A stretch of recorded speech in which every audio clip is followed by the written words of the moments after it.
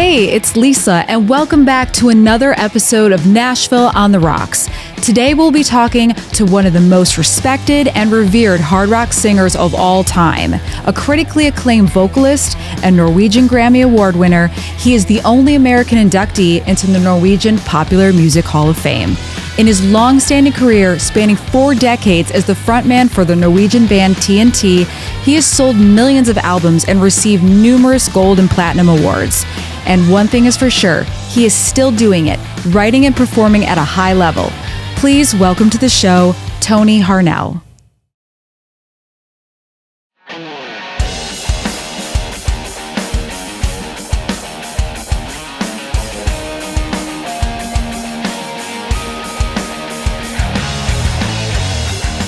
Hey, Tony. Thank you so much for coming in the studio. Welcome to Nashville on the Rocks. Thank you. Yes. Great to be here. Good to see you guys.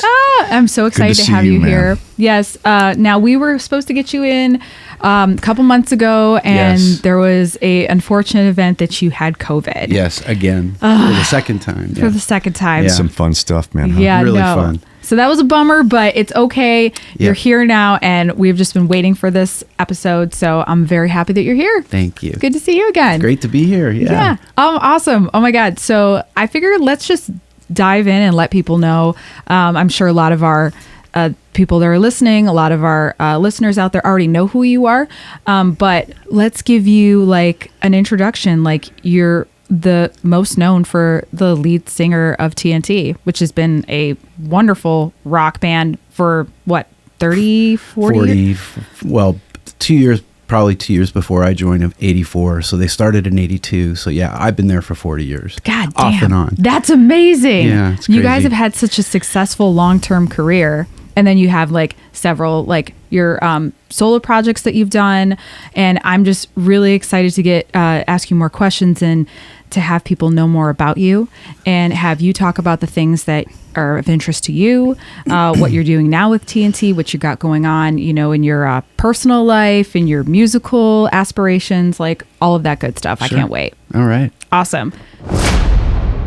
So let's start out. So you're originally from California. Mm-hmm. Yeah. And were you always into music? Oh, yeah. My mom was an opera singer. A lot of people know that. Yes. And so, yeah, she was 19 when she had me. So she was in the throes of her, training, vocal training. God. So I'm sure hearing all of that while I was in the womb, hearing her lessons and her performances, if there were any at that time. And That's then adorable. when I was out, I was the little opera brat that was hanging out with her at her vocal coach and at her performances. I was backstage and, Oh my I was gosh. there. Yeah. I didn't know that she was 19. Yeah. Wow. Yeah. Okay. So yeah, she was just It's the kind of getting 60s. started. She was. And she retired early, but she was very, very serious about it for years when I was growing up. And that was it was the catalyst for all the moving that we did. We moved quite a lot. But yeah, I grew up born in San Diego and spent most of my youth in California, mostly in Southern California, but a little bit in San Francisco as well. We lived there for a couple of years. But yeah, from the time I remember being 5 or 6 years old and being completely enthralled with Glenn Campbell and so into it that it probably was unnatural for a kid that young to have like a big musical hero like that. But I had all the records, and my grandmother would invite her friends and my teachers over for these little concerts where I'd put the record cool. on and sing to the records, and it was always a part of my life, even though my main interests seemed to be something else on the side, whether, if we lived near the beach, I was probably body surfing and obsessed with that. And as I got into my teenage years, obsessed with skateboarding and surfing. And I became a professional skateboarder for a couple minutes and thought I was going to be a pro surfer. But through all of that growing up, music was always super prominent. Yeah. And it wasn't until I actually got into it for real later that I realized I had been sort of training for it my whole life without realizing that I had been training for it. I did the whole standing in front of the mirror with a hairbrush, singing to my favorite records in my, 14, 15 years old. You know? Everybody did that. Yeah.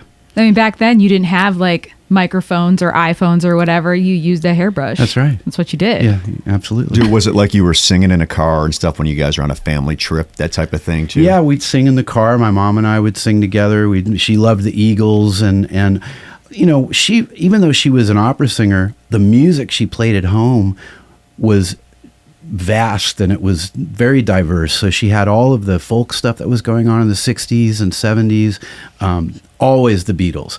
Every new Beatle record was on the turntable. Oh, awesome. And so I was exposed to everything. My aunt was a little younger than my mom, so she was a little more into the harder rock. So I remember when I was about 9 or 10, for Christmas or my birthday, she gave me a stack of singles. That's cool. 45s, like Zeppelin, Creedence, Three Dog Night, like all this really cool that's stuff. Awesome. So I was just that sounds like a very aunt move to do. I feel like that's very She was strong. like the younger, cool hippie kind of. She had like the fringe vests, and really long hair, and she drove a cool Corvair that had like flower stickers all over it. Oh, that's awesome. Yeah.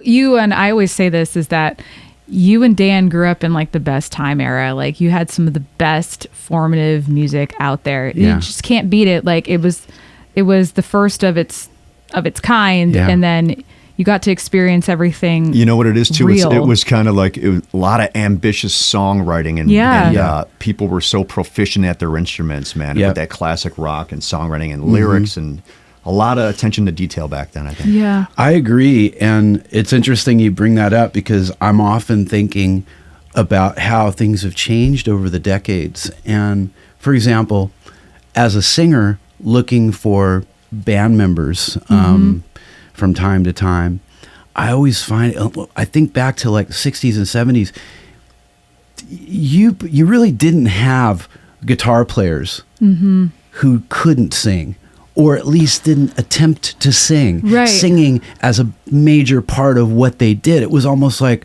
you had to. Yeah. You couldn't You're get a expected gig. to. You're expected to. Most of them could, even if they couldn't, they did anyway. Yeah. I mean, Jimi Hendrix is known for his guitar playing, but he sang on his records, and he sang pretty well, I think, for what he did. Even Bob Dylan, I mean, he was primarily a songwriter, but there he was. So it's interesting to me how hard it is these days to find both a great guitar player and then does he sing? Can he sing harmonies? Yeah, absolutely. You look back at the 70s, Queen, they all sang. Eagles, they all sang. Right. They were all bona fide lead singers. Yeah, really ambitious about what they did. And, there's nothing more disappointing is when you go into a club and there's backing vocals coming up, but then the guitar player or bass player might just kind of nonchalantly pretend they're going to go sing it, and they just kind of mumble into the mic, and they don't really commit to it. Commit, that's what it is, man. I mean, it's a good point to bring up because I think it hasn't been very long, since, classic rock, it's you think about it, it's like classic rock 50 years ago, 70s, but like to see, it's like anything else, like it changes and morphs over time, and then it becomes diluted depending on what's happening. So it's good to make it's just an assessment of that. It's not to knock the things that are happening nowadays, but it's true, like, I just feel like when DA pointed out, that how proficient, and you did, how proficient musicians were, it's just, that's been on my mind quite a lot when I start to seek out, musicians. And of course, the guys that can sing are the most in demand. They're never free to work. Sure. I think that I could see that all around because someone's looking for that, and that's hard to find. So make a note to musicians out there. Try Get to your practice singing chops together. Yes. Yeah. Get your shit together, especially with your singing chops. Yeah. It's a lot of just, muscle memory and just working it and just opens getting doors for accurate you. and, blending is the key, man. Exactly. But in all fairness, I have played guitar off and on since I was probably, pretty young. And I'd say in my early teens. And I drop it for a few years, pick it up again. And I got real serious about it in my late teens and kind of played, a little bit all the time, but I never really mastered it. So it's kind of goes back on me too, as I would say this to singers: don't be like me, learn how to play guitar, learn how to play piano, learn an instrument so that you can be more a part of the musicians around you. So it's both for singers and for musicians, is try to have at least both of those things going for you. I think that's fair. I've tried to pick up guitar several times in the past and just don't have the mind for it, which maybe one day I'll get. It'll be different, right, babe? All you need is like 3 or 4 chords that in the back of your head. And then next thing you know, you're on your couch watching a football game and you got the guitar in your lap. And then you start to just play all the time. That's true. Becomes a thing. Okay, so a note for singers out there: do your homework too. Yeah. Be more a part of the music that you can make, and it's just more versatile. Plus, you can present more completed song ideas to your band. That's a good point. You don't have to rely on someone else to have songs. Yep. You can always be creative. But the truth is, I was writing songs without an instrument and just maybe a beat or something. When I started, you had the vision already intact. If you want to write, you'll figure out a way to write. Right. Michael Jackson wrote without really playing an instrument. He would lay down the bass with his voice. Yep. I know. I've seen him do that. And then he'd lay down the beat. It's kind of crazy. Yeah. He'd create a whole series of multi-tracking with his voice, doing drums, bass, dun, dun, dun, dun, and he'd do all that and he'd get the whole thing. Okay, well, there's Billie Jean. Get the idea across, right? It's all that matters. Yeah. And it works. Yeah. Well, okay, so going back, you did play guitar in between surfing and during surfing, right, Tony? While you were surfing? Yeah, I'd bring a waterproof guitar out. No, but the main thing I was doing was driving back and forth to the beach. By that time, when I had my first car at 16, I was deeply into metal. I was introduced to metal by a buddy of mine in junior high school who played guitar, and I'd go over to his house to skate with him in his pool or something, because he had an empty pool. In the 70s, there was a drought. Cool. So all the people had to drain their pools. And that sort of was part of the skateboarding explosion, was we'd all be looking for empty pools in people's backyards. Oh, wow. And if you didn't know someone that had one, you were looking for them and finding out when that person was at work, and you were jumping over the fence and skating their pool with a lookout. No shit. With somebody on the lookout to make sure that, either the cops or the people weren't coming home. Yeah. Yeah, man. We were outlaws. How long did it take you to figure out that overground pools don't work with that? Well, we learned, that was fast. Yeah. So after my buddy introduced me, he gave me 2 records. I said, "What is this crazy heavy stuff that you're into?" And he said, "It's metal, it's heavy metal." And he gave me Judas Priest, Stained Class, and he gave me Rainbow Rising. Hell yes. So those 2 records, and then I picked up Rush 2112 and a few other UFO things, and I started really getting into it and getting deeply into, in particular, Priest and Rainbow. But having those 2 singers sort of,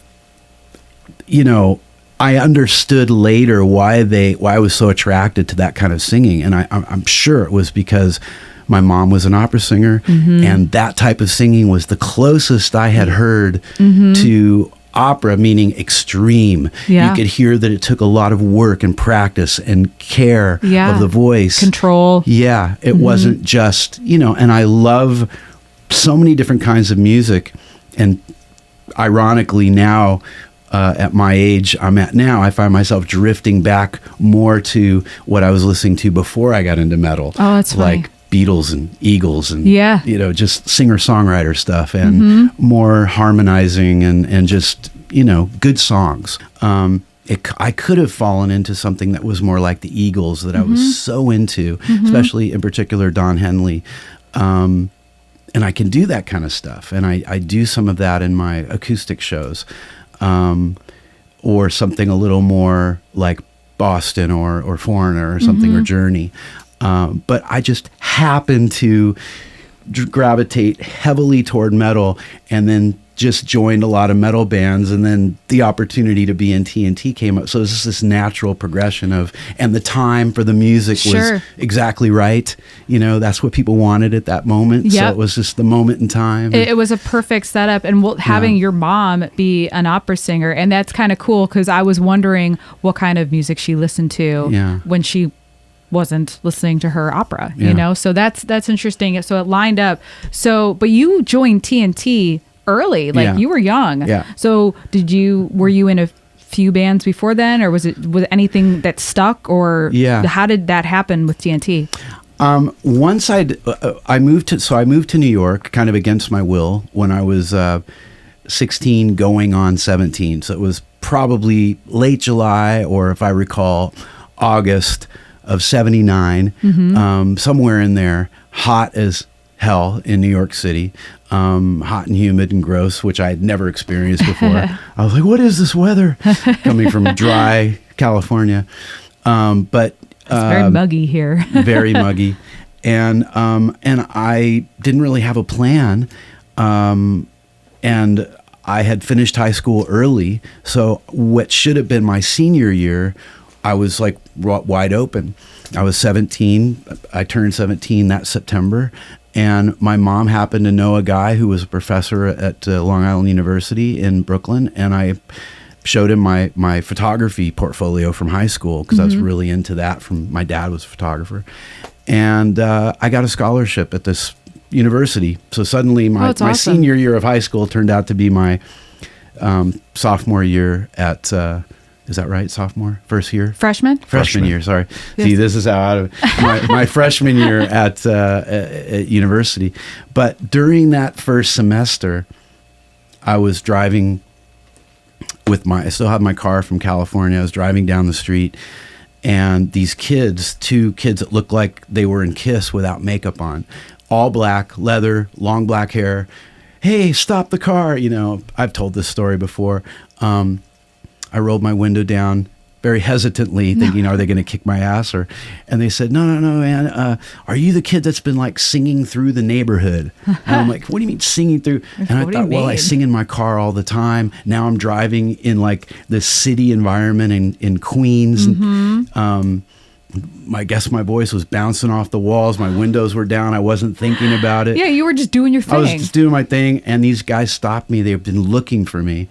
And they said, we have a band. Would you want to come Friday and rehearse with us? I was like, okay. I didn't know what I was doing. Oh, that's awesome. Well, that rehearsal changed everything. Sure. That one night, the smells, the sounds of being in a rehearsal room with, real musicians and equipment and singing on a mic with reverb, like, oh my God. Do you remember the first time that you had a drum and like you're all in a room with a drummer? It's like that was magical for me. Just the whole thing of plugged in loud guitars and the band and singing live and Zeppelin songs and whatever I was doing. I was like, it just changed everything. I think it's like the whole like idea of playing live gives you a jolt of something that if you've never experienced it before, I was deeply into music, but I did not really have a plan to be a musician or a singer. It wasn't in my head even really, but which is weird because all my spare time was spent singing and listening to music. Understandable. Figuring out what are these guys doing with their voices? How do they do that? How does, Robert Plant sing that way? How does he sing so high? And I remember being in that apartment in Queens, freshly having moved there, singing to the Zeppelin records and having a breakthrough one day and figuring out how to sing really high like that. That's awesome. But with no aspirations of doing it for real until that moment where these kids stopped me in my car and I end up at a rehearsal that Friday night. That is so crazy. Yeah, that is crazy, man. And that changed the course of my life. Yeah. And that's kind of been, for better or for worse, that's been sort of a theme. Okay. Was falling into something. And just going, oh, cool. Well, people seem to like my voice a lot more than they like my photography, even though I got the scholarship and all. Right. And I thought, well, this seems like they're both really hard. Yeah. But people seem to think that I'm good at this. Yeah. So 6 months into my college, I went to the counselor and said, I think I'm going to leave and pursue music. And they tried to convince me to change my major to music, but I didn't. I just went for it. So to answer your question, from that moment in the early months of turning 17, I guess I just decided. Yeah. And I went to my mom and said, I'm going to do this. She couldn't say anything. Right. I was going to say, what was your mom? What could your mom possibly say at that point? She really couldn't say anything. So I don't recall. I mean, I'm sure there was a little bit of, maybe just do, change your major to music. I'm sure that came up. That seems the most logical thing. Well, you're in school. Change your major to music. But in my mind, I was like, how am I going to get good at this if I don't dive into it completely? Yeah. So it was just literally a random series of events that went from that moment with the rehearsal with these guys. And then I wasn't in that band very long because I just outgrew them within a couple of months. That's how intense I was with it. I'm like, well, if I'm going to do this, I'm going to do it. And then I was just looking I didn't even know if I was looking for opportunities or just better musicians to learn from. Sure. So I just started to climb that way and just, they're better. I'm going to go for that. Or someone would hear me randomly. Like we moved to Staten Island soon after we were in Queens for a little bit. And we happened to have this doorman in the building we lived in who was a bass player. Oh, cool. And he would hear me singing in the apartment and then recommended me for my first pro band. Oh, wow. At 17. I was too young to get in the clubs, but I was singing in the clubs. That is so funny. So literally within a year of deciding, not even a year, within probably 6 to 8 months of saying, I'm going to do this, I was playing 4 nights a week in a professional band down in the South Jersey, Philadelphia club circuit. Love that. It's so interesting to me to know, the background and how people grew up, because I think that's just setting up for the formative years. Like a lot of people that we've talked to say the same thing. They're like, I was really into sports and then I was doing this too. And then all of a sudden this happened and bam. And I was like, my God. And it's like you don't really know your boundaries of how or your potential. It's like you're kind of learning that on the fly, and you're like, holy shit, this is validating how I think I'm good at this, Right. And it just helps you get to that point. Maybe. I think when you're a kid also, I was lucky. Had I been, because I did live with my grandparents several times when I was growing up because of my mom's career. I just ended up being there for a year here, a year there. Had I been with them when all this happened, I'm sure they would have discouraged me. Right. And said, listen, because they did try to keep me in, and God knows why I would leave San Diego. I mean, really, it's like, people used to ask me that in New York, why would you leave there? They reminded me, well, my grandfather reminded me recently that they actually offered to pay for me to go to college in San Diego. And I don't remember that. And I thought, why didn't I pick that option? But you're like, if I did, you wouldn't have been. But all this other stuff wouldn't. I mean, but that's the thing about life. And I have seen this quote from famous philosophers before, different quotes that basically are the same thing, which is the worst thing you can do in life is be indecisive. Because then you're not going anywhere. But if you're at a fork in the road, just choose one. It really doesn't matter. Right. Because the universe, if you believe in something greater than what we are, will take care of you whichever path you choose. Yeah. If you're passionate about it. And I was really passionate. I was more passionate. That's what I realized. I liked photography. I was pretty good at it. But I didn't have nearly enough passion the same passion that I automatically, as soon as somebody handed me a carrot that had something to do with music, I was like, that makes sense. And that's, I think, why it happened so quickly. Sure. Is because I had always had the passion. I had been training for it my whole life without even knowing it. Sure. So when the opportunity was there, I was kind of ready for where I was at the time. And I had such good musicians that were older than me around me that taught me, and I learned from, just being around these people. Yeah, and that's part of it, like having the right group of people around you, that is. to kind of push you, That they makes knew sense. I was green, but they also I was just this raw talent. Yeah. And they just sort of allowed me to observe and learn and grow, as I was basically doing it. How old were you when you joined TNT? Well, so I go back to those moments because that all happened when I was 17. Okay. The whole beginning of starting and then getting into my first pro band all happened in that first year. Mm-hmm.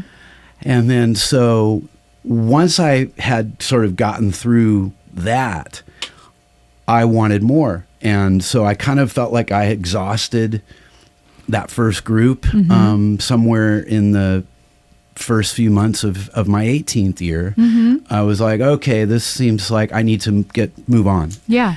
And if you want to grow and you got to learn more and do more things, yeah, you have to take that next step. Exactly. So I went back to New York and I was only there for a couple months and I got another opportunity back down in the Philadelphia circuit. So I went back down, did another pro band down there with some even better musicians in the first round, and got more experience seeing different things and kind of, grew my repertoire, whatever you want to say, and my ability grew. And I started taking voice lessons in New York with Don Lawrence, who's a very well-known vocal coach. And we got to talk more about Don, too, a little bit later. And I was one of his early, I was 18. My mom bought me, a package of lessons when I was 18 for my 18th birthday, which is awesome. And she found him randomly in the Village Voice. Oh, seriously? Just like, this guy looks good. And then she went to him for herself because she wanted to learn how to belt as a pop singer. Yeah. Because she was an opera singer. And she was so impressed with his technique, his very, very good bel canto based technique, that she bought me lessons with him. And I never looked back. I've never had another teacher that I've trusted. I still go to him for touch-ups here and there, or refreshers, whatever you want to call it. So he's been my vocal coach for my entire career. But he didn't have a lot of, the people that he's ended up having later. Yeah. But anyhow, so all of that was going on at the same time for my second real professional band that was down there. And then I had enough of that. It was time to move on, went back to New York, and immediately looked for the next thing. And the next thing that I recall was joining a band that I didn't think was all that good, but they were playing all the venues I wanted to play in New York. And I said, something, they're good enough. And they were making demos. I wanted to make more demos. I had a few from the early couple of bands I did, but I needed more because that was going to be an important part of sending those out and getting, gigs. So now I was getting real serious about strategy, and I didn't even know what I was doing. I was just like, okay, these guys are playing Gildersleeves and they're playing all the clubs that I should be playing in New York just to get seen. That strategy worked. I did some great demos with them. The songs weren't very good, but it showcased my voice. Nice. That's really all I needed to do. Probably did about 6 months with them. Maybe, I don't even think it was a year. It wasn't a long time. But it led me to a better band. Awesome. And that band was the best band I had been in up to that point, called the Jackals. And that's a fun name. It was before Jackal. No, yeah. With the, chainsaw. You guys were plural. We were the Jackals. The Jackals. We might have just been Jackals because we were trying to be like Scorpions, and we played a lot of metal. That was the heaviest band I'd been in up to that point. We did a lot of metal. So one night, after I was in that band about a year because we were really making head. I mean, we'd get 1,000 people at the clubs on the weekend. Damn. Yeah. So we were really getting a reputation and a buzz, and I was excited about the band and our potential. One night we're playing a venue in New York City, metal night, and two guys came backstage. One of them was Mike Varney, and the other guy was managing TNT, and they came back with a cassette and they said, somehow your demo, and again, the strategy of making a lot of demos, and at that point I had about 10 or 12 songs on a demo, made its way to Norway. Oh, wow. And they were about to hire, I was 21 years old, they were about to hire Gary Barden from Michael Schenker Group. Oh, wow. I think he even had a plane ticket. And they were in the middle of making Knights of the New Thunder. All of a sudden, my demo appears, and Ronnie, the guitarist in TNT, Ronnie Latecro, he's like, stop everything. cancel Gary's ticket, find this guy. Oh my gosh. And so they came backstage at this gig and explained the situation, Norwegian band, and I was like, oh, okay. And I took the cassette home and sat on it for a minute.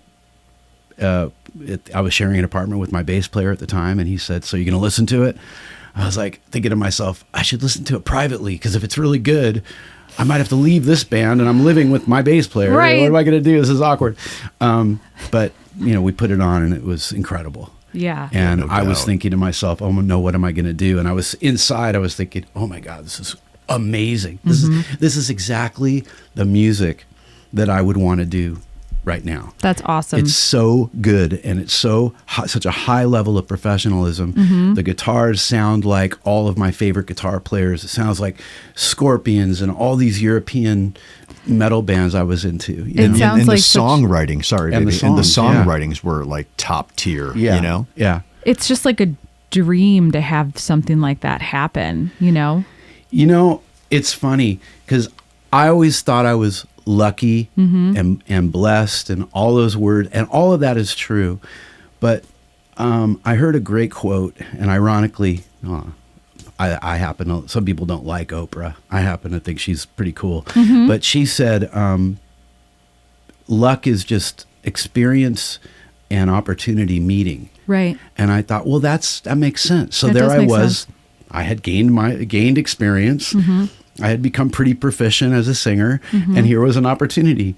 I had been out there performing and getting seen, and made a demo that made its way out into the world. You know? 100%. So I was doing all the right things just by instinct. Yeah. And honestly, what drove all of it was just the passion for music. I just loved it so much that any free time that I had, I wanted to write songs. I wanted to do my warm-ups, my vocal warm-ups. I wanted to do the lessons. Wow. I wanted to study. I wanted to just be immersed in it. I wanted to go to L'Amour in Brooklyn and see every band that was playing there and study them and study the singers and take it all in and learn and do. That's crazy. Yeah. Well, and to be so to have such a drive for it, but to also just to be so tenacious about it, I mean, how many people want to practice? But that's But the I wasn't thing. trying. Yeah. I didn't say, I really need to do this. I didn't feel like I was sacrificing something. Yeah. I wasn't really at that point in time heavily into partying. Yeah, I did party, but it was not important to me. Right. It was like if I was out and I was, having too many drinks or, it happened occasionally, but it was not my... Sure. It did not take over my life yet. At that point, it did kind of later. But anyway, so I'm just saying, like, the drive wasn't, I wasn't trying. I wasn't like, I would see people that were very methodical and obsessed about how they had a plan to make it. Yeah. I didn't have a plan. I just loved it, and I just did all the right things because I just loved doing it. I think that's the thing. It's like some people get in trouble like white knuckling and like you saying like having a plan, and more often than not I feel like when people back off, like the people that we've talked to recently that are just like I just kind of did this and it was always here, but then I did this and I was really into motorsports and this and that, and then I think that matters because you're open and you're like aware. Well, it just seems like you were kind of gradually, your identity was becoming a musician singer, and like just gradually it was like kind of who you were. Now you were the musician, you were the vocalist. You know what I'm saying? It doesn't take work to practice. It's like fun. Yeah, right. I get it that. was fun. Yeah. It was fun. Every aspect of it was fun. Sure. And I enjoyed everything about it. And I wanted to just be as deeply a part of it as I possibly could be. So that's so cool. I think that's a good lesson too for young artists, because I would observe other musicians during the early 80s and during those formative years. And I remember this one guy was an incredible guitar player, super talented, good looking, had everything going for him, perfect rock star. And it was one of those things, just overthinking everything. having offers from labels, and even sitting down with record companies, but then like finding problems with the label or with this or with that, and ending up never having all of it laid out there for the taking and never doing it, never ending up having what he wanted. I want to turn this, I know Dan's got some questions to ask you, because I mean, he grew up, TNT was a band that he listened to. Yeah. It's really big formative band. Tony, it's me, my brother Andre. Yeah. We were driving, we were kids, we were teenagers, 16, 17.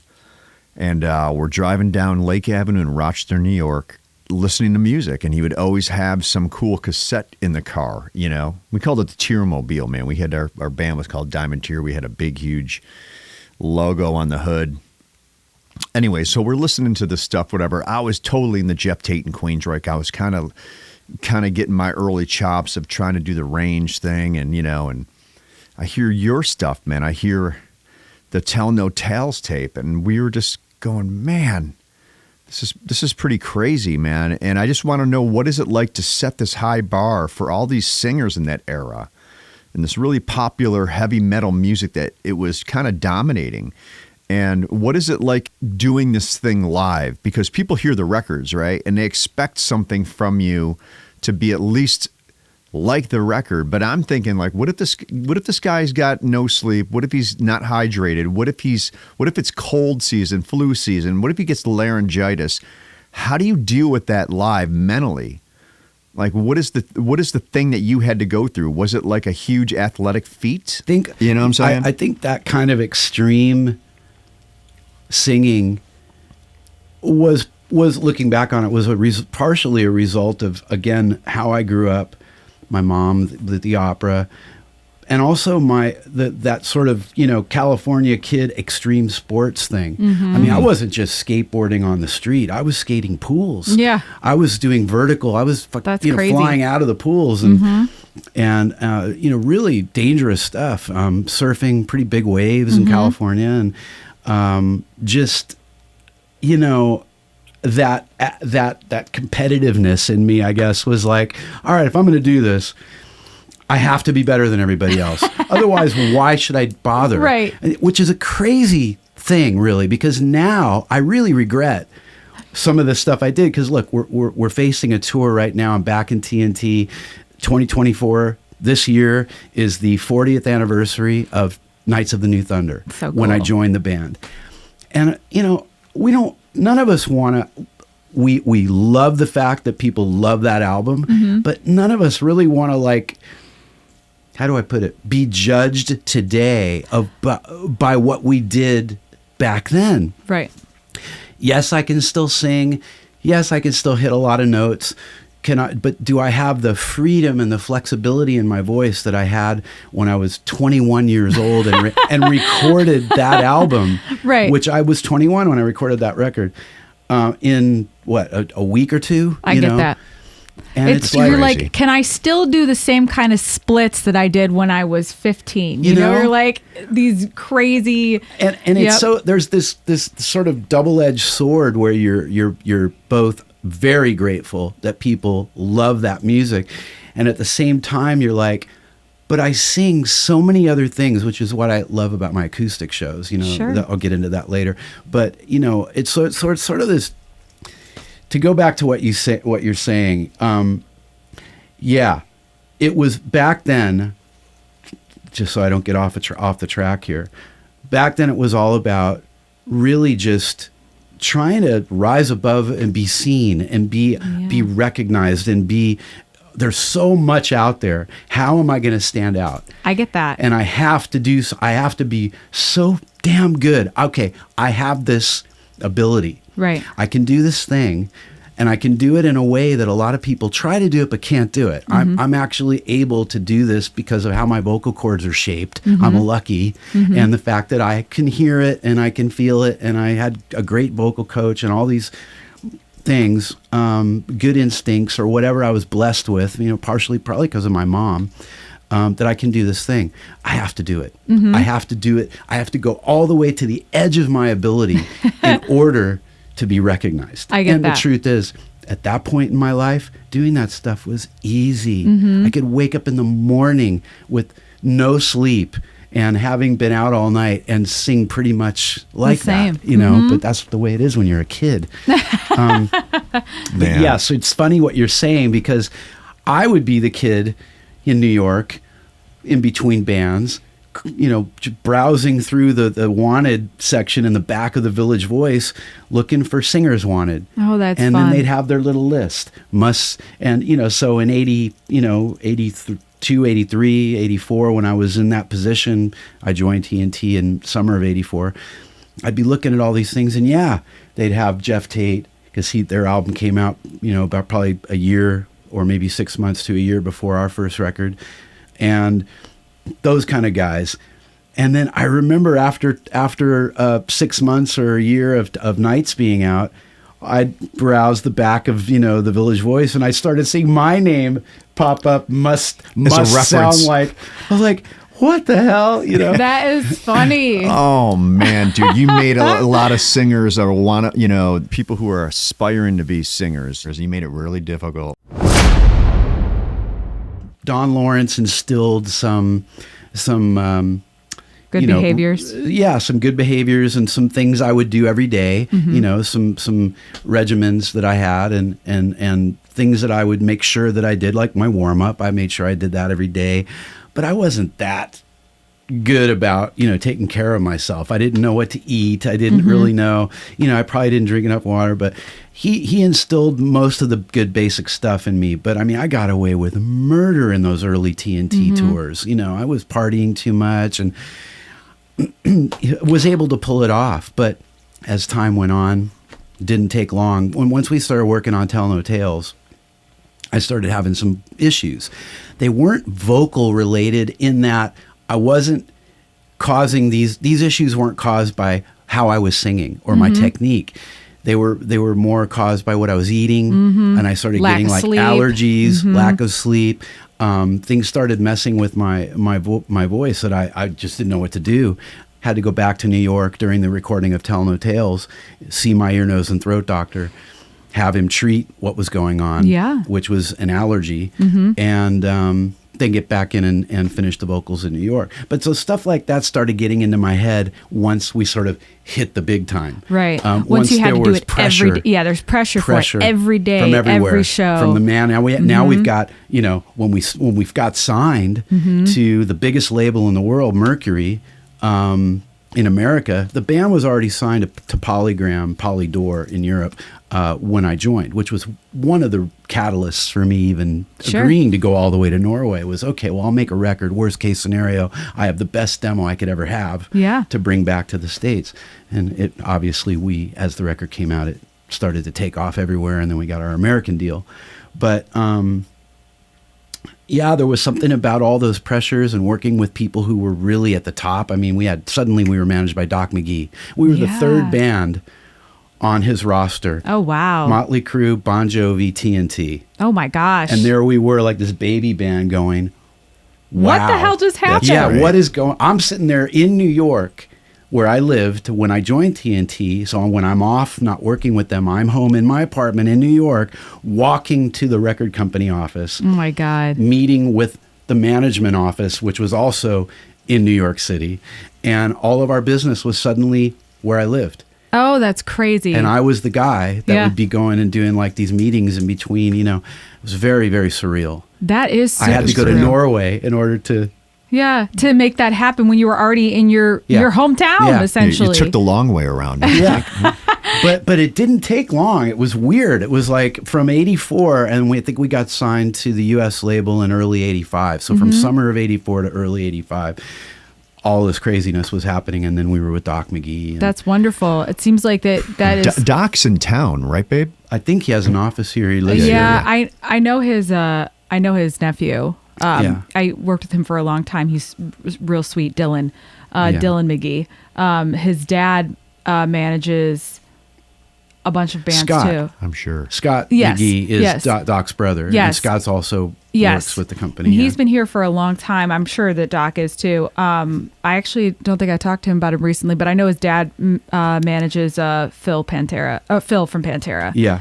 Down. That's the only thing I know he does right now, but he's got a few other bands too. Yeah. I'm sure he does. Yeah. So, I mean, it was, all of that pressure and of course they want to then change things about, how you look and all this different. They want to come in and they mess sign with you everything because they love it, and then they want to change everything, Yeah. And so all these different pressures came in, and then I started thinking about all of the things that you're talking about, and oh my God, and of course, not knowing what OCD was, or maybe you didn't have OCD at the time, but then you had OCD. When going.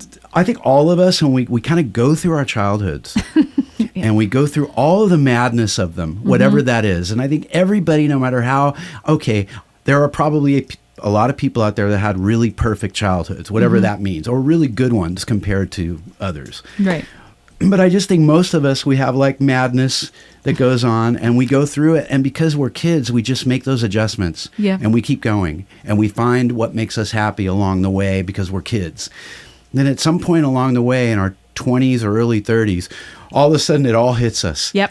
And if you're in the middle of this incredible ride that I was on of being a major label artist in your early 20s with top management and all this and an accountant and a lawyer and all this stuff going on, you have no idea how to live life. Nope, no you're idea. A kid, you don't know anything. You don't know how to make money or pay bills or what is going on. Yeah, you don't know these basic things that you have these no life skills. No. Yeah. And everyone's doing all of it for you. Oh, Jesus. We didn't even pay our electric bills.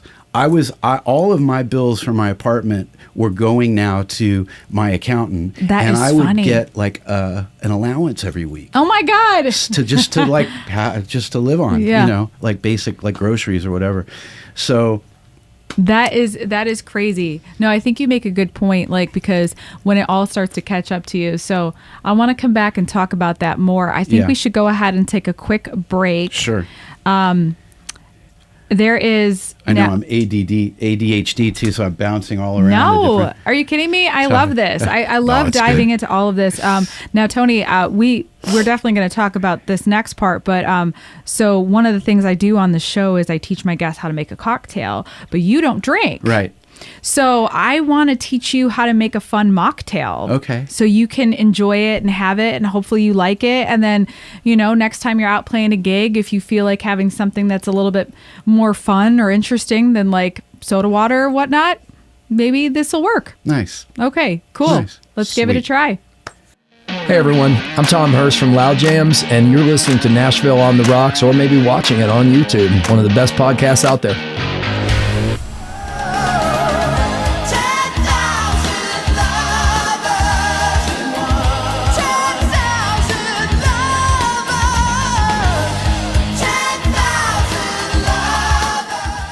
So we're back. I have a few things in front of me here.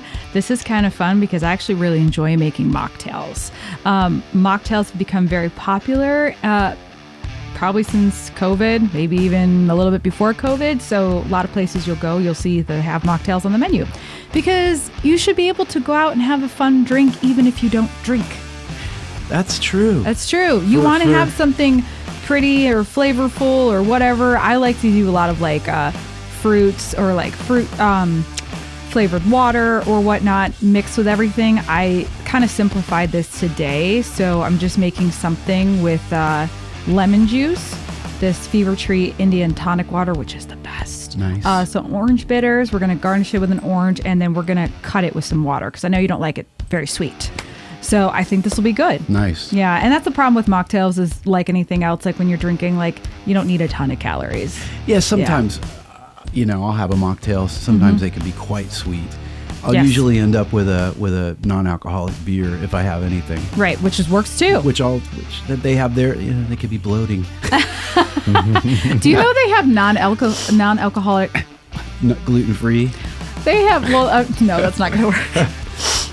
I I was going to say they have, see, I'm messing myself up. They have non-alcoholic water. What I meant to say is they have alcoholic water. Wow.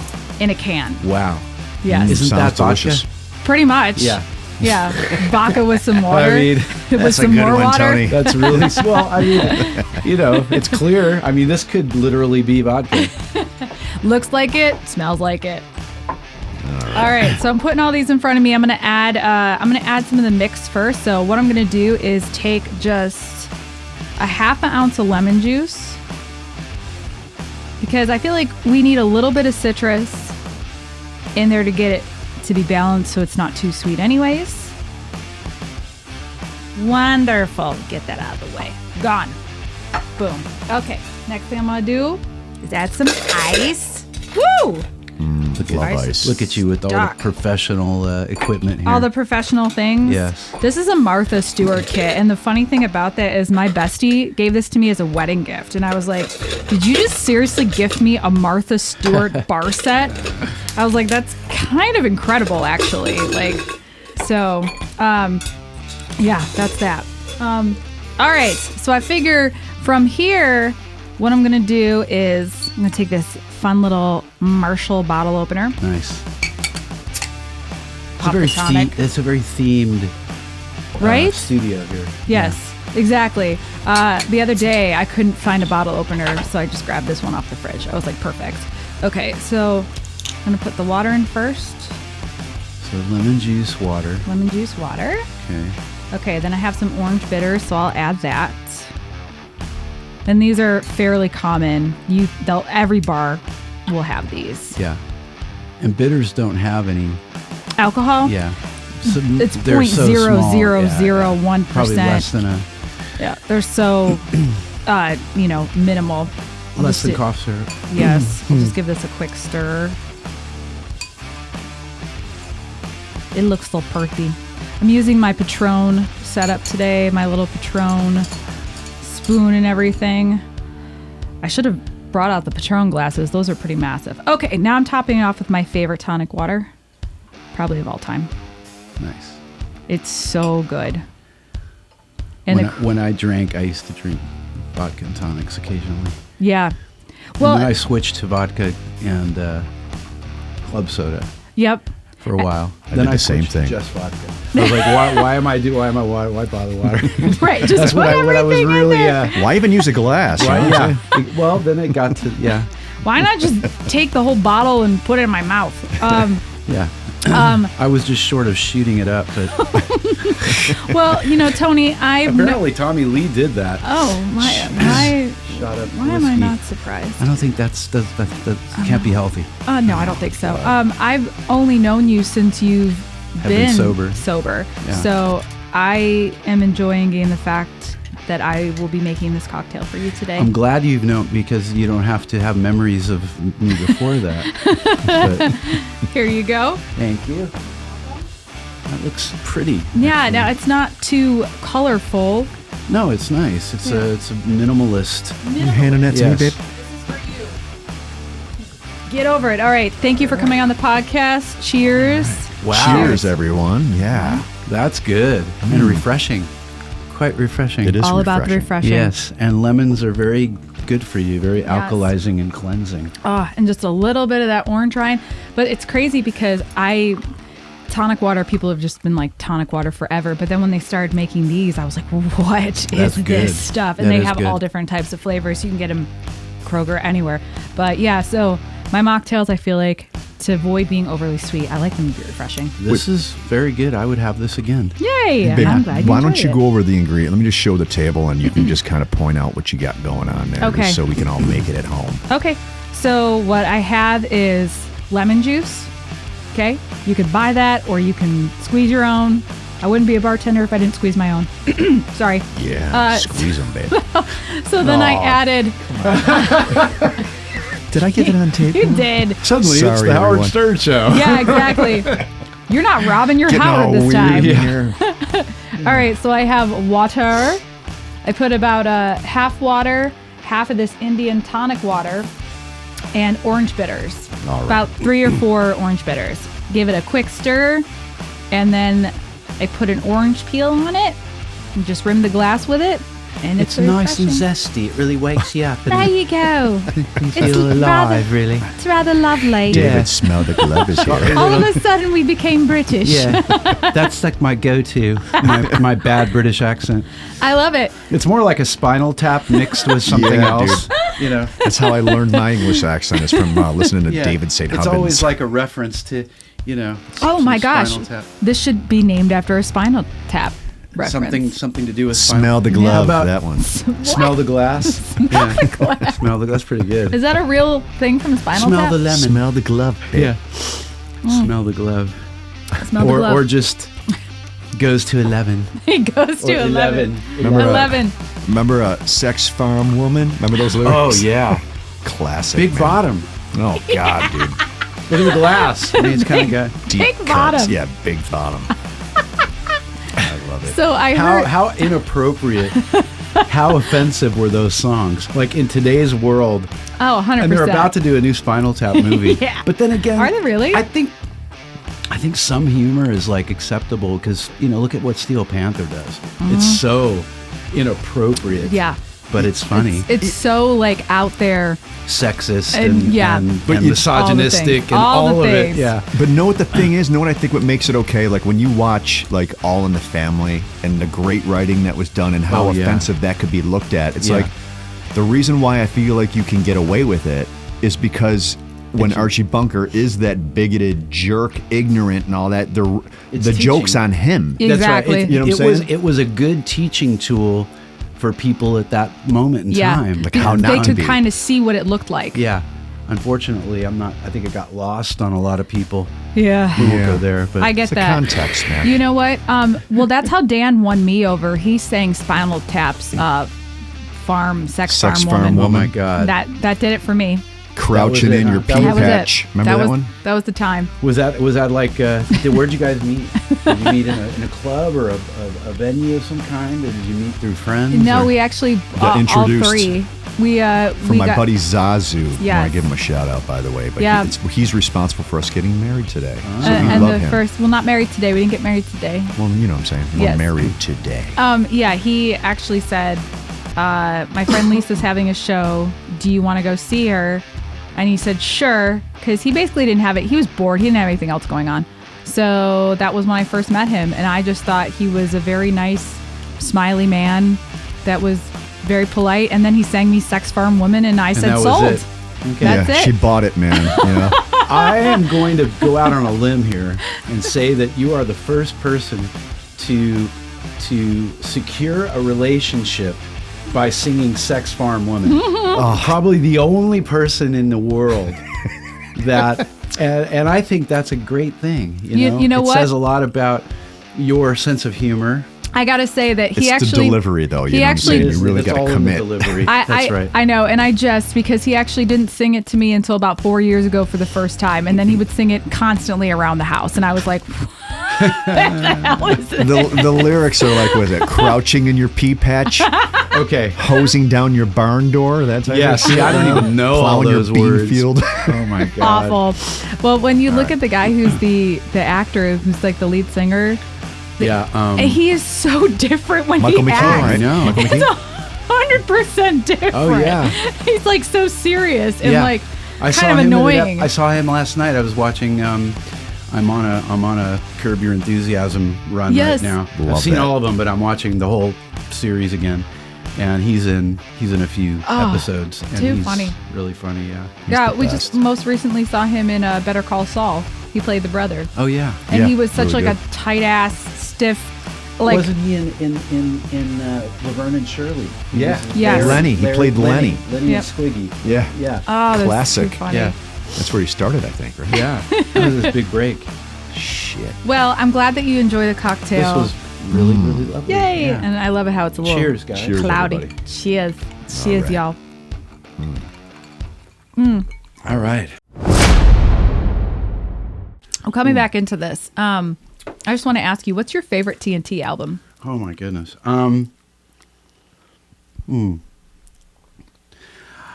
Often my go-to when I get asked that question is My Religion. which came out in 2004, which we just did a digital reissue of last year. I just think it's the most complete TNT album. We made it purely from, we just followed our hearts and we just made a record we wanted to make. But we had gained some maturity from going off into wild places in the late 90s. We went and experimented with 2 records that I also love those albums. That's cool. They're a bit incomplete. We should have had a little help maybe with the production, and they would have never been accepted, those 2 records, because of who we were. So, but they served a very important purpose. We needed to go far out, away from who we were after our initial breakup in 92. And when we got back together in like 96 or 97 to make Firefly, we were just like, let's just do something let's just do what we want. Let's not try to fit into any box. Let's just do what naturally comes out. And what naturally came out was this very kind of, I don't know, modern for the time, I guess, album that sounded very little like what people would have remembered us from, in the 80s. But when we got to the My Religion period, I think we sort of said, okay, we had fun with that. Let's take what we learned from that and then try to come back to what sort of people kind of want from us without letting that interfere with our creativity, which is quite a task. Yeah. But I think we pulled it off with that record. Now, how would you explain that to a fan? Like what are the ingredients on that record where, I know you might want to let people interpret it themselves for themselves, but I always think it's a neat thing you can actually say, this is what we accomplished, maybe vocally or songwriting wise or influence wise, or I don't know, talk a little bit about that. Well, the record is, it's first of all, it's a long album. It's got more. We were known for these very short albums in the 80s, in particular Nights and Tell No Tales. I think Nights was under 30 minutes and Tell No Tales, I think, is about 33 minutes, which is, but our attitude when people criticized that was, hey, did it leave you wanting more? Yes. Well, we didn't want to overstay our welcome, and in the 90s, this trend of having like 17 songs on a record, started to happen, which is really a double album. But so it's a long album. There are a lot of songs on the record. There are a lot of good songs, which is why it's a long record. And I just think we had time to make it. We had a good budget to work with at the time, so there was a lot of freedom. And your question was really what? Sorry. I was like, what do you feel like that you maybe got out of that record? Because, we were talking about Rick Rubin off camera downstairs, and Rick Rubin has those little wisdom nuggets, man. And he was saying the best thing an artist can do is write music for themselves, because it's honest and it gets the fans. You can get closer to the artist and connect to the artist because that's what they're doing it for themselves, and this is what they're hearing, not for some type of you know what I'm saying. They're not shooting for like some type of record sale or that type of thing. But I think Rick Rubin hit it on the nose, coming with the whole artistry thing. I mean, I think we just reached a point where, honestly, when I think about that whole period of time, it was just a good vibe between us. We had our keyboard player, Dag Stocka, who unfortunately passed away quite young in 2011.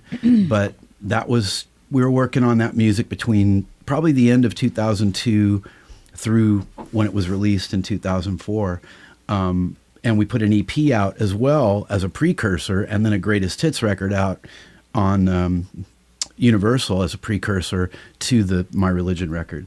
So we had just been it was just a very easy, creative, inspired period of time. And good vibes. Everybody loves making it. And again, having Dag be our co-producer, he had a beautiful soul and a very positive way of working that I really liked, and I was comfortable working with him in the studio, and it was just very smooth. And that's really what I remember, is just it was easy to write these songs, and they were just coming, and they were just all really, really solid. So And we had another record that we did right after that, All the Way to the Sun, which I also really like, those two. And, I think one of the things talking about this that makes me a little sad even is we've had these periods where we're on a roll and we were like going somewhere. You kind of see that with groups that had these runs where they made lots of music, like the Beatles or something, where they kind of have these bridge albums almost, where there's like a record that they were kind of playing around with something and then it led to something really amazing, like a masterpiece. Right. Like Sgt. Pepper, like Revolver came and then Sgt. Pepper kind of like, whoa, And I just think we were heading someplace and then we had, business problems and internal problems, and then everything stopped again while we were kind of running that in that direction. So for me, I would probably pick My Religion because the maturity that you get just from living your life and being a little bit older, my lyrics had gotten better. Ronnie and I, the way we wrote together got better and more organized, and the way we recorded it, and just everything. Yeah. Wow. I love that. That's a great answer, man. And yeah, I think a lot of people would want to know that. Yeah. I've had a lot of side projects. I'd say that the one project that was probably the most serious other than TNT that I've had would probably be the Westworld albums, because I did 4 of those technically, 1 live album and 3 studio albums. And I really wanted that band to be something, and I really believe listening back at those albums sometimes, I think, God, we really could have done more. Yeah. But we were all in different projects. I was actively in TNT when I was making those records, so there was always something that kind of maybe prevented me or the other guys involved who were also in their respective bands from really focusing on that project, because I really think it could have been something really special, and could have done really well. Just a timing thing, I guess, huh? Yeah, I think it was just the timing in all of us, and the first 2 records came out on Roadrunner before Roadrunner was this big label. So we had good things happening, and we could have done a lot more with it. So that's really, in particular, the second Westworld album is always kind of a record I look back on and think that it's kind of, if I would have done a solo record, that probably would have been it at that time with those guys. Yeah. And it was a band project, but I was so involved in the sort of creation of it and the writing with the guitar player and sort of the imagery and just the whole thing, that it really felt like my baby in a way. Sort of around 2006 or 7, around there, I had sort of been going to a lot of clubs in New York and seeing friends who were singer-songwriters perform very naked and vulnerable doing these acoustic shows. And I thought, I really want to do more of this. I had done a little of it, a song here, a song there, a few songs, but I saw the beauty in just stripping it all away as a vocalist and forcing myself, or challenging myself rather, to not have anything but my voice and maybe, a guitar or acoustic instruments supporting me. And I saw how that could challenge me as a singer and make me better. Sure. And also the challenge of being having a small audience where you can see everybody's face. Yeah, a more intimate setting. People don't realize that is so much more daunting than getting on a big stage where it's just kind of a sea of people. Sea of faces you can't really see because of the lights and everything. You can see the ones up front, and you do make eye contact, but it's just a different energy. It's like... it was so much more nerve-wracking for me. It's like you got to create the energy instead of working with the crowd. Maybe it goes back and forth. You know what I'm saying? You got to create moments yourself, right? It's very intimidating because they're there sitting down in a cabaret type setting.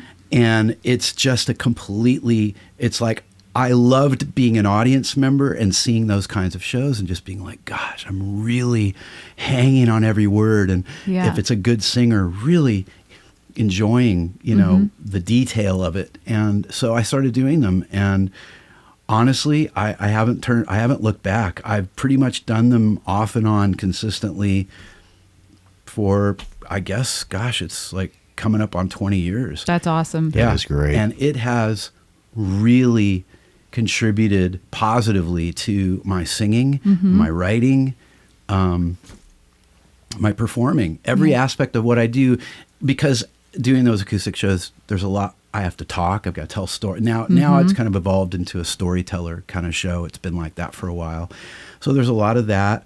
And so it's made me just a better, I guess, entertainer, because it's taken it all the way down to the most basic level. Sure. Now when I get up on a bigger stage, I don't think about it, but I can see, analyzing it from afar, how it's contributed to a more positive performance. Another thing about the acoustic thing, from the audience perspective, I think it's awesome to see you kind of strip down, right? And then, like, you might sing a song a little bit of a different way. Yeah. You know, that you might apply That's right. it. You know what I'm saying? Just with the different context, it's a real treat for the audience to be like, oh, it's cool how we did that instead. And like maybe turn the song into something a little bit more different, you know what I'm saying? Intimate. Yes. Or it's really funny, because when I was doing shows this summer with TNT, and it was our first shows in years, and they were big shows because they were festivals. So there was one show where there was 35,000 people, you know, and on that same trip, I went off and did a couple of acoustic shows with the guitar player that I do acoustic shows with in Norway, and I was like, the big rock shows are so fun. They're fun. But I really, and this is, it's a hard thing to say, but I think my soul, if I could say that, enjoys the acoustic shows. Yeah. So much more. Because it's all about the singing, and it's all about the songs. And with TNT these days, or with a rock show like that, it just feels like I'm showing one small aspect of what I do, of what I want to do as an artist, Right. And it's not as satisfying as the acoustic shows, because I can stretch and I can do quiet things, and I still do loud, high, screamy things. It's a different experience, not only for the audience, but for you too. Very much. Yeah. dynamically, it's just, it can show a little bit more of you, It's more in that way, more up close and personal. I feel like I'm giving them more, a more complete picture of who I am as an artist. Yeah. And so I'm enjoying it more, because I get to, that's really the main thing, is I get to express myself more doing cover songs that are completely out of the hard rock wheelhouse. Right. Some things that are sort of in it a little bit. In my acoustic show, I do George Michael. I do a George Michael cover. I do I've done and still do a Rod Stewart cover. And then I'll do Boston, which they love that. And just a variety of, sometimes I do Eagles, sometimes I do. So I'm kind of like able to draw from all the influences of my whole life, not just the TNT stuff. It's an interesting thing when you're a part of something that is, especially when it's part of somebody's youth. Like if someone was at the right age and they gravitated toward TNT, it's very hard, because I know what it's like for me with artists that I love. And yet at the same time, if I give them a chance with something else that if I like them enough, and let me see what they're doing, outside of that, like Robert Plant, some of the stuff he's done outside of Zeppelin is beautiful. I mean, I really like it a lot. It's not the same, may not have the same kind of, spark you get from, because that music with Zeppelin music is connected to old memories. Sure. It's connected to a time in your life, just like TNT stuff is. Yeah. Absolutely. True. That's a good way to put it. That's an excellent way to say it. It is, because so that's part of the reason I believe why people can't always be open to something an artist that's part of a band might do outside of that situation.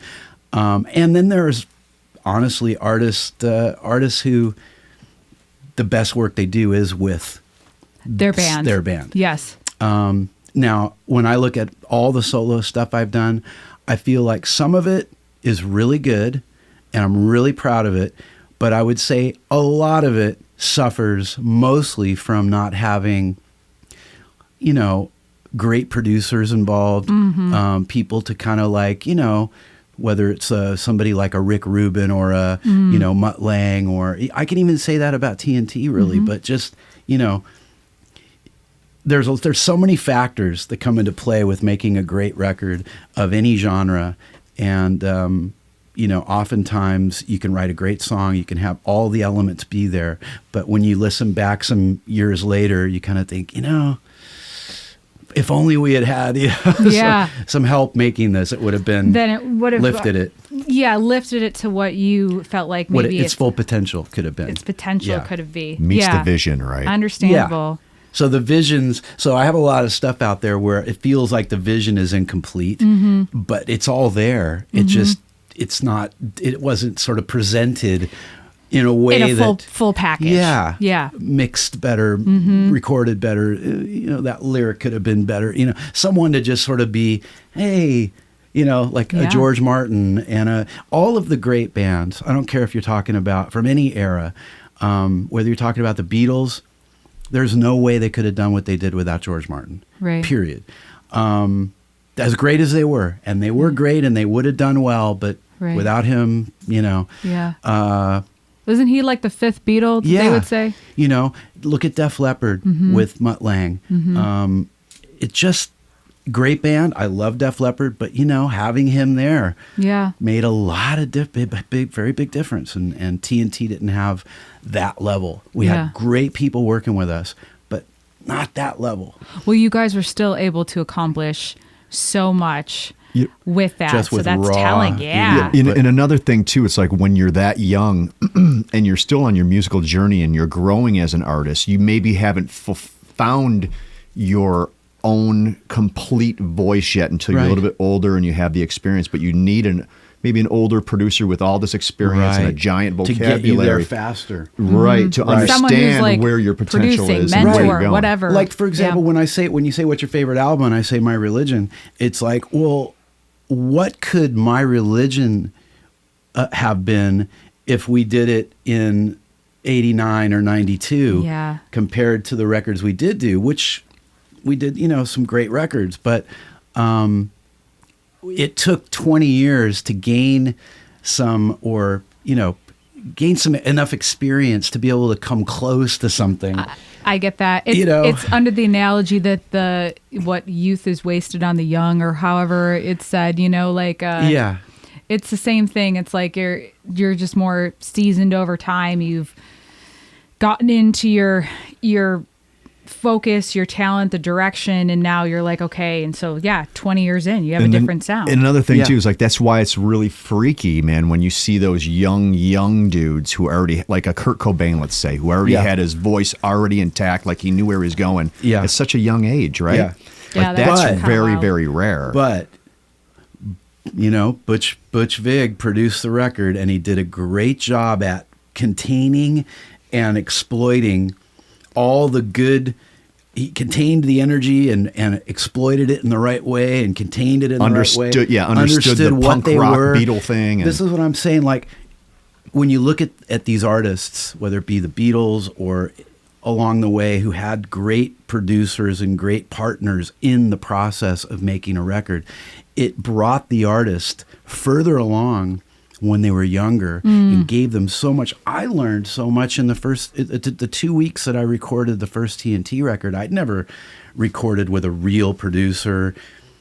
And, you know, of course, in my mind, I know when I did that, I'm making a record for the first time. But working it with a producer, and he didn't really give me a lot of, mentoring,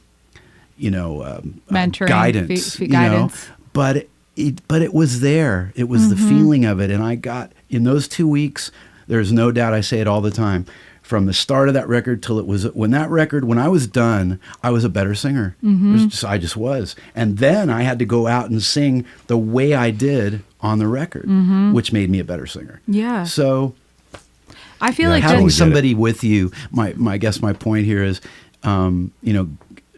just as an outside entity working with you on what you're doing to try to who has the proper vision, because we worked with some bad producers too that kind of didn't get it at all, and it was kind of a disaster. But when you have that synergy with somebody and they know exactly what to do with you, what you are, how to exploit the best things. So we never had that, and I never felt that we really had a great mentor. And that applied both to our managers and producers. Someone that just gave us good advice about stuff we were doing in the studio, but also what we were doing with money, how to manage our money. Right. I mean, I just someone felt that like, was good at their job that had, learned, and maybe they didn't have a lot of experience with that either, and they were kind of. So when I see artists like the Beatles, who had Brian Epstein, and George Martin, they had two really great people. I see Zeppelin had Peter Grant, and and we did have Doc, and it didn't work out. But I'm always jealous of when I see the Mutt Lange Def Leppard thing. It's like, I love Def Leppard's great. They're all great. The band is great. Would it have been what it was without Mutt Lange? I don't know. I don't think so. Dude, just for the record, man, what's your favorite Def Leppard record?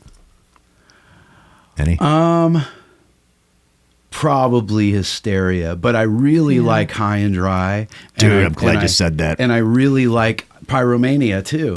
I was working at a record store when Pyromania came out, and I remember the two records that were flying out the door the fastest were Thriller and Pyromania.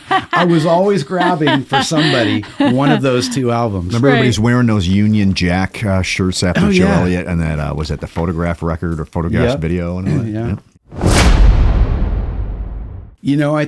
I think the best analogy, and it's been used for forever, is that being in any type of artistic collaboration, whether it be a band or a duo or producer artist or whatever it may be, it is, especially if it's a long-term sort of thing, it is the closest analogy is that it's kind of like a marriage. And and there's really not, I mean, okay, if you have a normal job and you go work with people, it's kind of not this, because you do what you're hired to do. Yep. And, you might have to do certain projects with people or whatever, but it's not the same because creativity is closer to, dare I say, love. And so there's a connection there that is deeper than you might have with like your quote day job, unless it's a creative field. And then of course it's similar,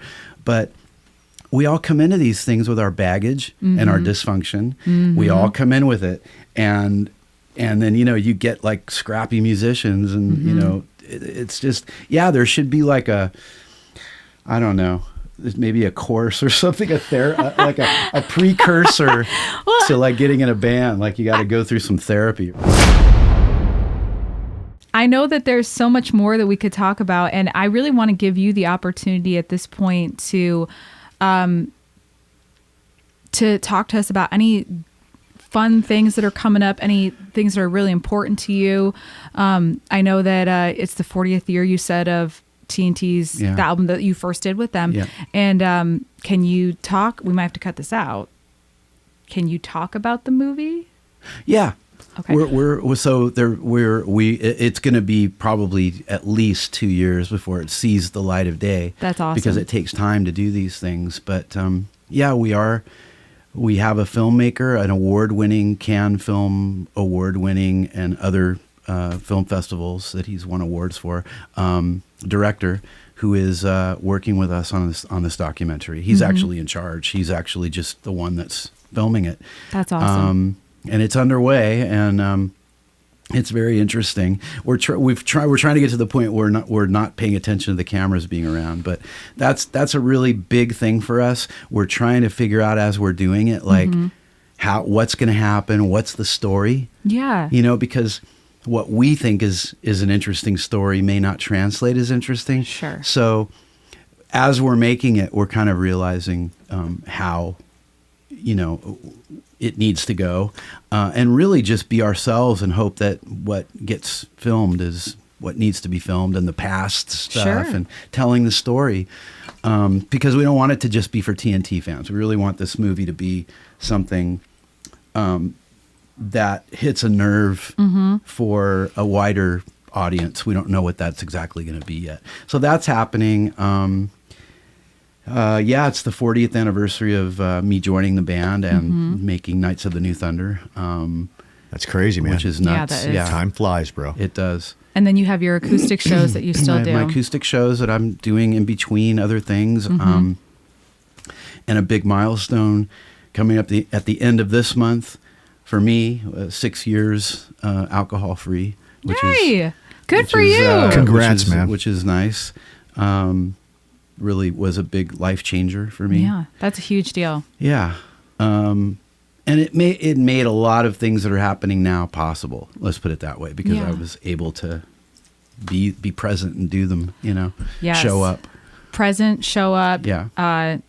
Love yourself. I feel like that when you get into it becomes just a cycle. And it seems like, man, Tony, it seems like you have a lot of gratitude for what you do and where you are, That's true. and I just feel like you have a really positive spin on people around you and on yourself and on your life. And I don't it's always really feel cool. that way, but thank you for saying that. Well, hey, man, I try. I sometimes forget, and that many great things about my girlfriend, but she's also sober, and she's always there to remind me when I'm maybe not as grateful as I should be about something or other. It's easy sometimes to get into these, but I am super grateful for everything, really, mostly my sobriety at this point in time, because it's it has allowed me already and will continue to allow me to live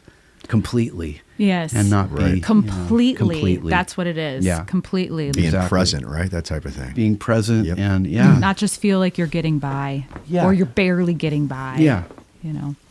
But it's a process. It's a lifelong process, and being back with the guys again, it's both thrilling and difficult, as always.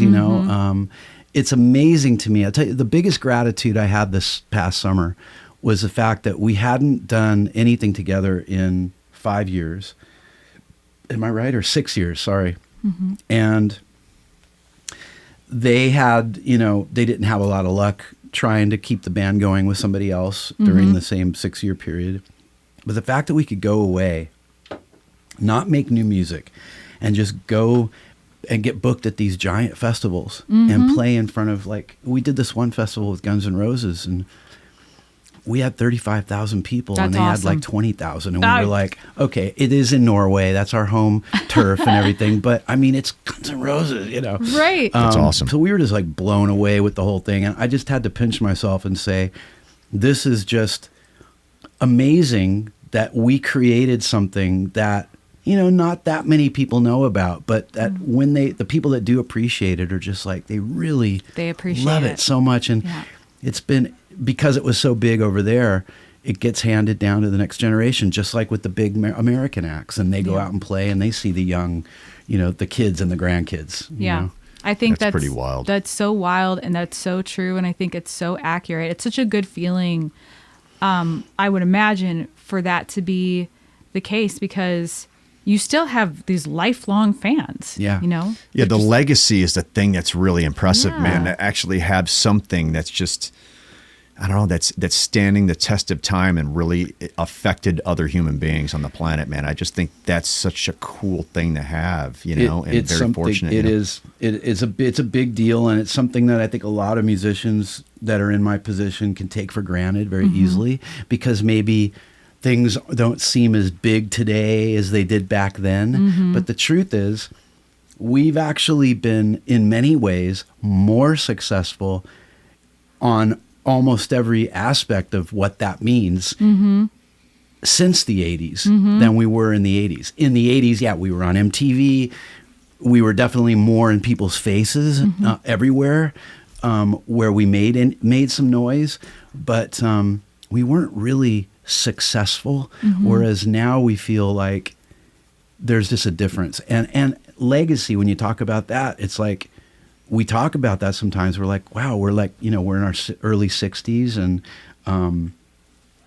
other bands are quitting, and we're kind of like, we're like the next in line because we hung in there. Yeah. If we make some good new music, which we're working on now, and we just hang in there and keep doing what we're doing, it's like, I heard Joe Elliott talking about it the other day, about how sort of they feel like they're more successful now than they ever were before, simply because they hung in there and just kept going. Yeah, I could see that. And I kind of feel like we're definitely a legacy act at this point, and we've just hung in there, and we're trying to keep it going. I don't know how long we can do it. Certainly, the music we did, as I said early on, is superhuman in many ways for both Ronnie and me. It requires us to do things that are just insane. Right. And you can get a little bitter sometimes about it, as I mentioned before, like, oh, I have to get judged on. I think I sing better now than I did then, but in a different way. Right. But I'm going to get judged on how well I sing those songs from 1984, or 87. I think that's something that generally a lot of people don't think of, because they're like, why? What's the problem? Why? You can't sing that forever? Yeah. Why? What do you mean? Yeah. And it's like, they don't want you to evolve. That's what I'm it too. saying? Like, That's a it's thing just too. Like, there's kind of, with the nostalgia thing, I think kind of gets the best of them. And I get it because I have if I'm playing random songs on Sirius radio at home, or whatever, I'm definitely playing mostly 70s and 60s music. There's no doubt about it. Because that just is what feels good to me to have on, in the background. It's like familiar, yeah. I get it.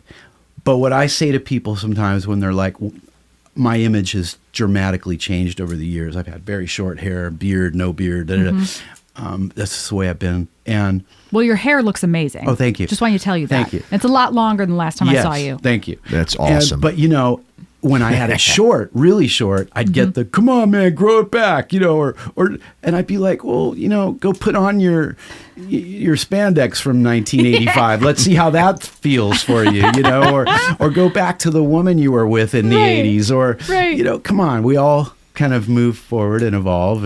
Or that really trendy shirt you were wearing back in the 80s, what I'm saying? Yeah, for sure. But yet I say that, but I get it. Yeah. Because their connection to my music is that. And so, of course, now with me, growing my hair out, that was just a personal decision, just like cutting it would be. Right. And it just sort of is like, okay, well, let's just see how far I want to take this. And as I post things online, of course, oh, you grew it back.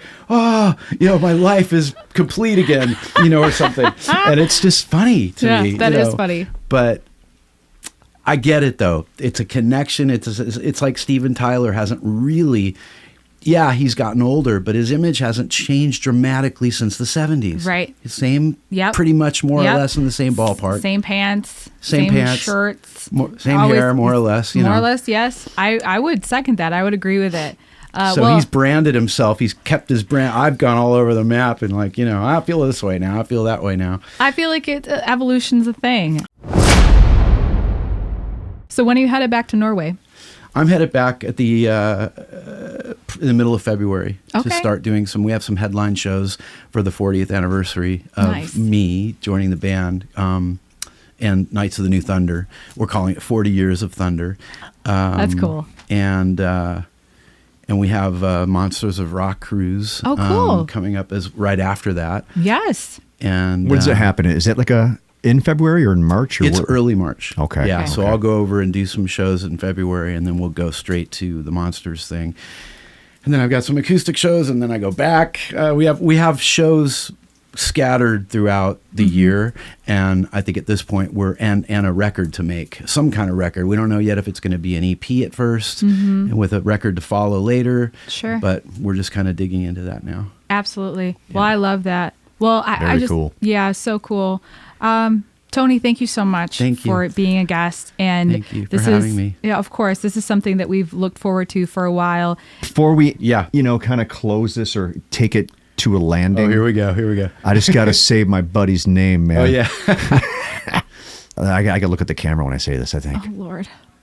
Jay Palermo. Oh. I'm with one of your favorites, man.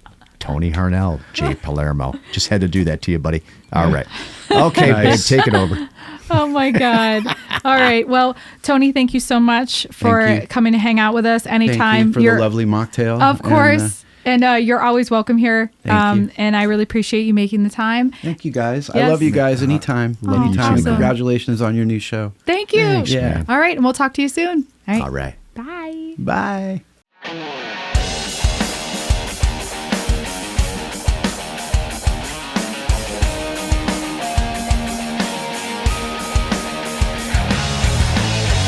Hey guys, you've just watched another episode of Nashville on the Rocks. And if you've liked what you've seen, please hit the subscribe button. Thanks. We'll see you next time.